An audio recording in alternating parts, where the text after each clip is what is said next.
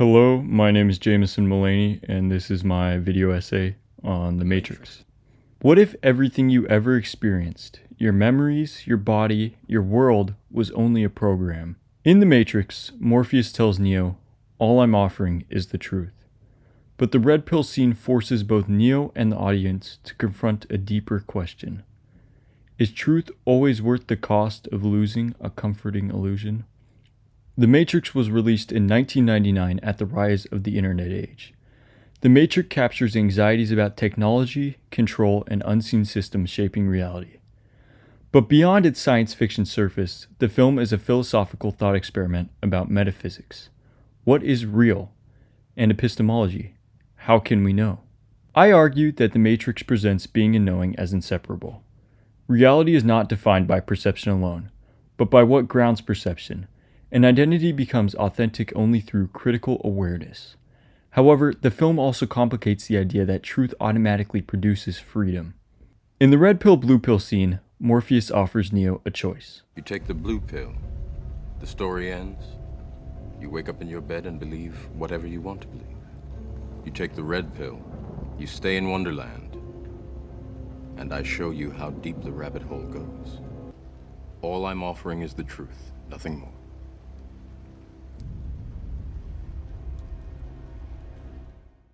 The choice, to remain in a familiar situation or confront the unknown truth. This moment dramatizes a metaphysical divide between appearance and reality. Plato's allegory of the cave describes prisoners mistaking shadows for reality. Like them, humans inside the Matrix accept sensory experience as sufficient evidence of truth. Plato argues that true knowledge requires turning away from appearances and enduring discomfort in pursuit of what is real. Neo's decision mirrors this philosophical awakening. By taking the red pill, he accepts uncertainty and pain over ignorance. The scene suggests that reality exists independently of belief. Just because something feels coherent does not make it true. Yet the film complicates Plato's optimism. In Plato's allegory, the outside world is better. In The Matrix, the real world is bleak and dystopian. The film separates the value of truth from comfort. This raises a question. If reality is harsher than illusion, why value it? Here, being becomes ethical. Neo's existence inside illusion may be comfortable, but it is not authentic. The film suggests that genuine existence requires awareness, even if that awareness brings suffering. Neo's awakening in the pod dramatizes radical skepticism.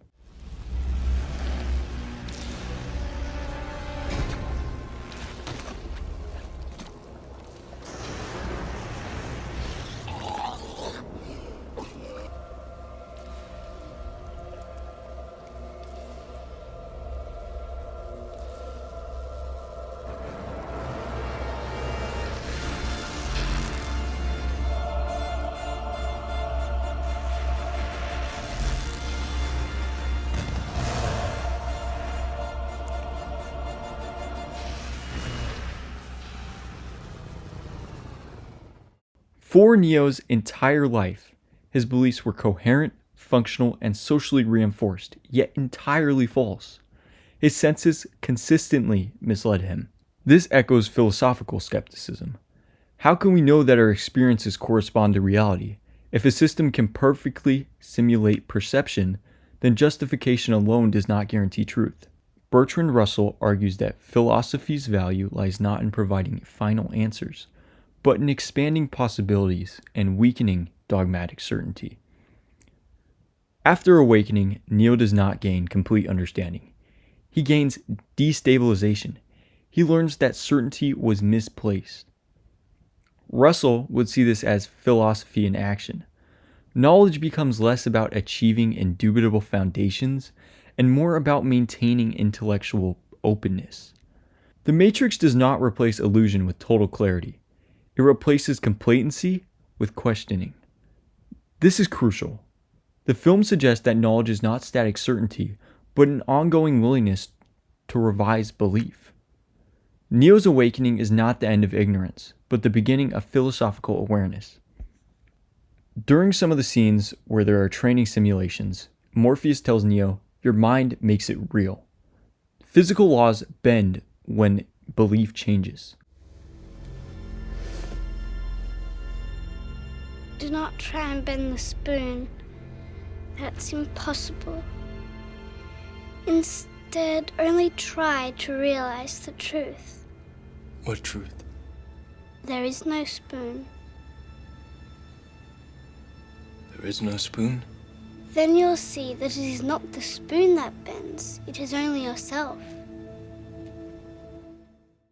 In the "there is no spoon" scene, a child explains that transformation begins by realizing the spoon itself is not real. This destabilizes the connection between body and identity. Inside the Matrix, Neo's physical form is a projection of self-image. His abilities are limited not by flesh, but by belief. Here, identity appears grounded in consciousness rather than in body. Neo remains Neo across radically different physical conditions. From an article I read, Oseric Falconwraith interprets the film as free will versus determinism thought experiment. If the Matrix structures perceptions and options, then choice itself may be constrained. Can freedom exist inside a system designed to anticipate rebellion? The film suggests that awareness of illusion becomes preconditioned for agency.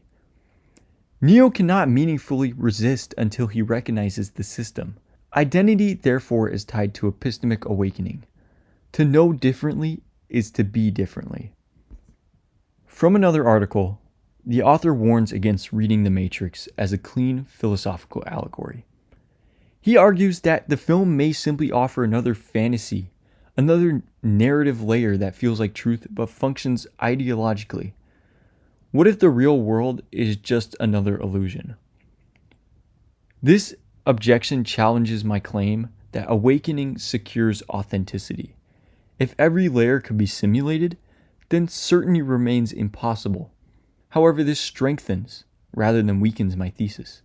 The film is less about discovering a final metaphysical ground and more about transforming our relationship to knowledge itself. Even if ultimate certainty is unattainable, critical awareness changes how we exist within systems. Freedom may not mean escaping illusion entirely.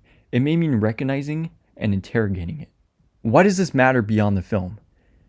In a world shaped by algorithms, media systems, and invisible technological infrastructures, The Matrix feels less fictional than it did in 1999. We rely on digital environments to mediate truth. We trust systems we barely understand. The film pushes us to ask, do we mistake coherence for truth? Does comfort prevent injury? And is awareness alone enough for freedom? I feel that being and knowing are ethical responsibilities. To exist authentically requires questioning what structures our perception. The Matrix ultimately reframes reality, not as what feels real, but as what grounds experience and reframes identity, not as a passive existence, but as a reflective awareness. Truth may not guarantee comfort or certainty, but refusing to question guarantees captivity. In the end, the red pill is not just about waking up. It's about choosing to live philosophically. I hope you enjoyed my video. Thank you for watching. Much appreciated. That's it.